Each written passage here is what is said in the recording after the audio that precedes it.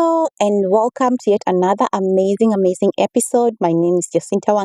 If you have never ever come across this channel before, you are in the right place because here we talk about all things relationships, dating apps, based not just on my experience but also on the fact that I am a relationship coach. I have been working with women for the past 3-4 years from leaving toxic relationships to actually finding love again because hey, I'm a huge believer of love. I'm a huge believer of second chances.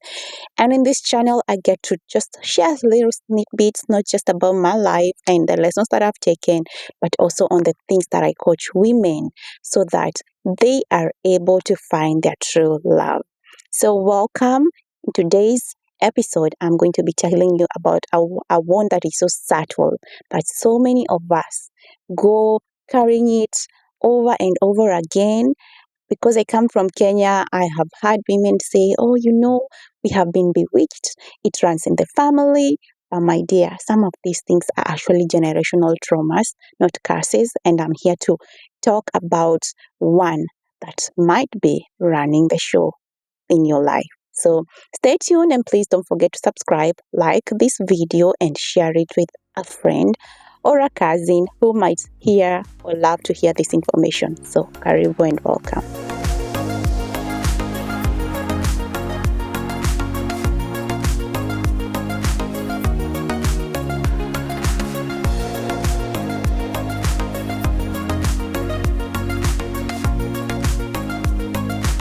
Every time I actually have this as a topic, most people from the beginning actually feel very offensive.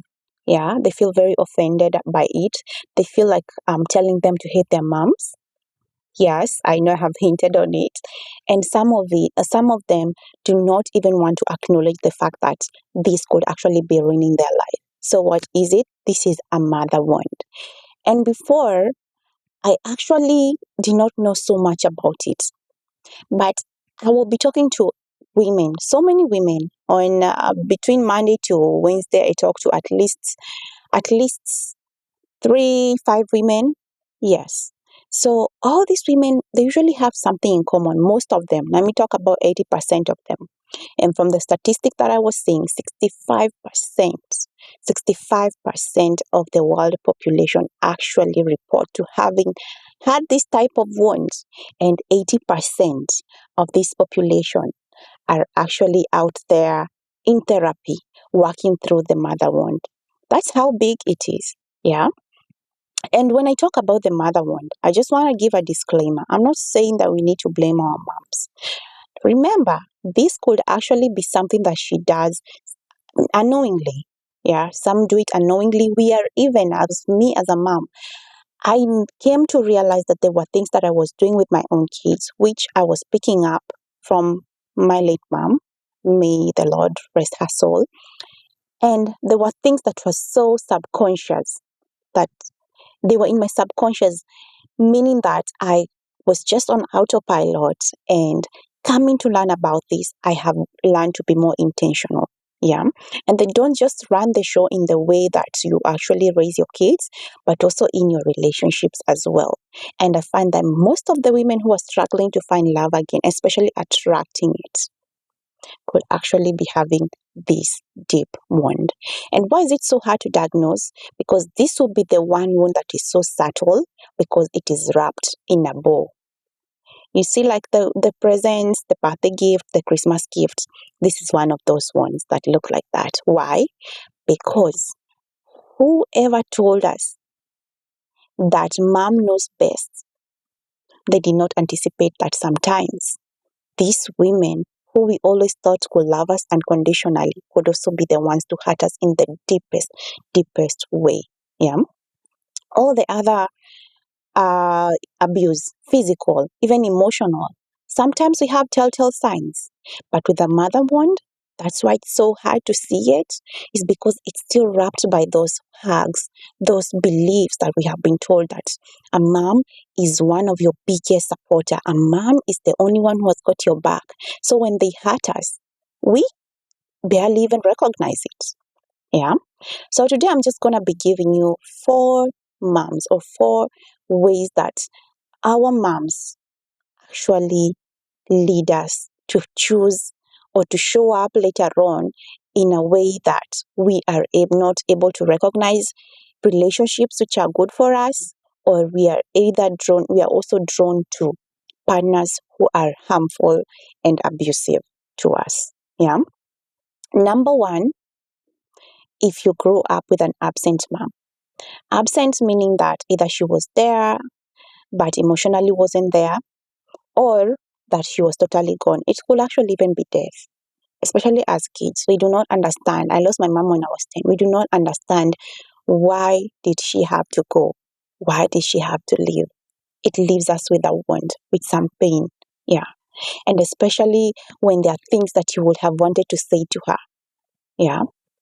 So what happens when your mom leaves or abandons you? Because there are some who their moms are there, either they got other families and they left these kids with their grandmas, and so they end up feeling very abandoned. Either they grow up to become individuals who say, you know what, I don't need her, I don't need anyone. If my mom could leave me, then anybody else can. They become like the independent type. These ones struggle even with intimacy and being vulnerable later in life. Also, they are the opposite, is also another type who become very needy and have this deep wound of abandonment because they still feel very abandoned. They're going to try and hold on to love when it comes, including overstaying in toxic relationships. Yeah, that is one type of a mom. Number two, when your mom is very controlling or critical. I know this is very common, especially in the African society, and we actually saw it as a norm, right? When our moms would be telling us, talking to us in a very sarcastic way, where's the cooking pan? Come take it in my head. Or they were very controlling. They give you curfews, they're very strict. What this does is that you grow up to be an individual who is very afraid of making mistakes, or you're just a perfectionist because your mom criticized every single thing that you did. Yeah. So it becomes even so hard to actually be right. You will come home with a paper, you have A's, A pluses, and maybe you have one C. And even before she can say, hey, you did good on these other papers, first of all, she's like, why do you have a C? You'll never feel like you're ever good enough. Even later on, even in those positions, you might be really good at what you do, but deep inside, you'll always feel like you're not good enough. Number three, there is a type who's called the enmeshed mom. An enmeshed kind of situation is very common also in our African homes because here we do not have boundaries. Like, let's be honest. We even have WhatsApp groups where we have not just the immediate family, but also even our aunties, uncles, and everybody's discussing your business. Or you go into family gatherings, they want to know why aren't you married yet. They also want to know why don't you have kids. Yeah. There's no boundaries to what can somebody ask you or say to you and what they can't. There's no boundaries as to what I can ask or what I cannot ask somebody. Yeah. All this leads children, when they have such moms, not to have boundaries. Yeah. And this is mostly the danger of calling your child your bestie. You're telling them everything about you. Yeah. And they get to know so much about you in such a way that they really don't have a sense of self.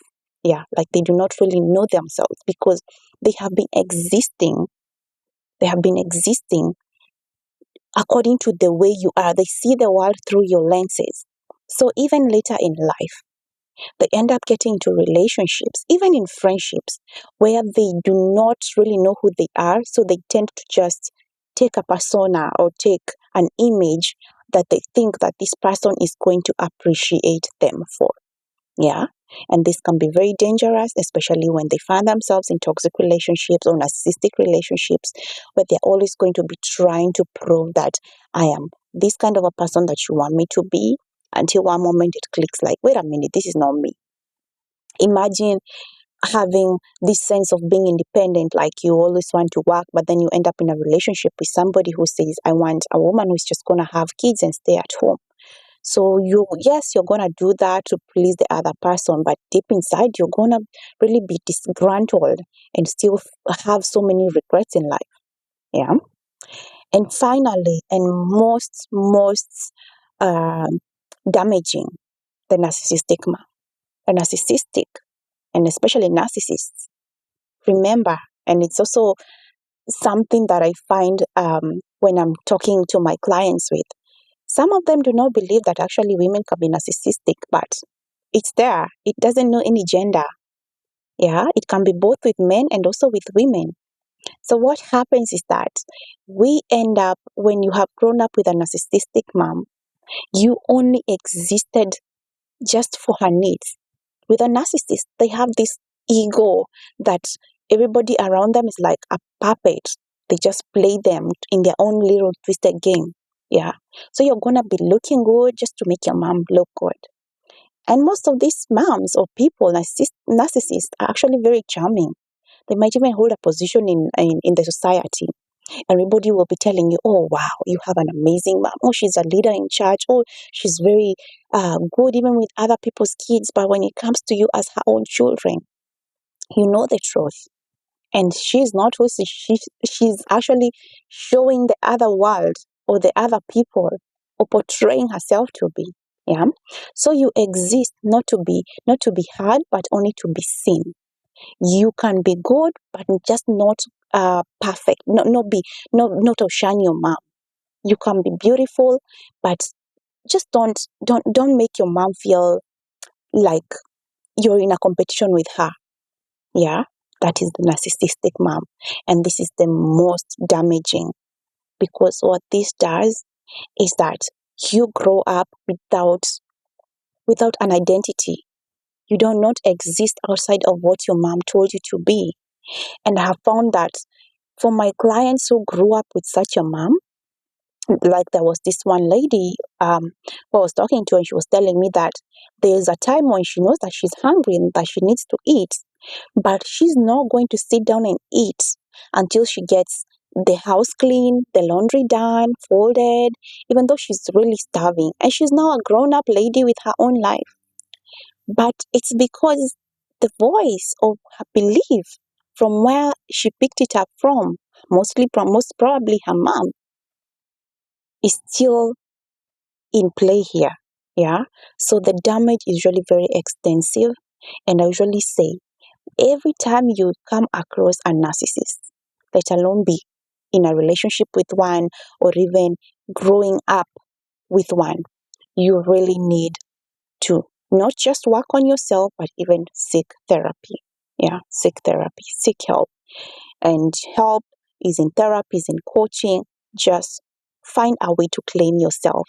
Go back to yourself, because clarity before connection is what aligned love is all about. By the way, I am Jacinta Wangeshi, and I am the founder of the Aligned Love Coaching Program. And here I help high achieving women to find love again.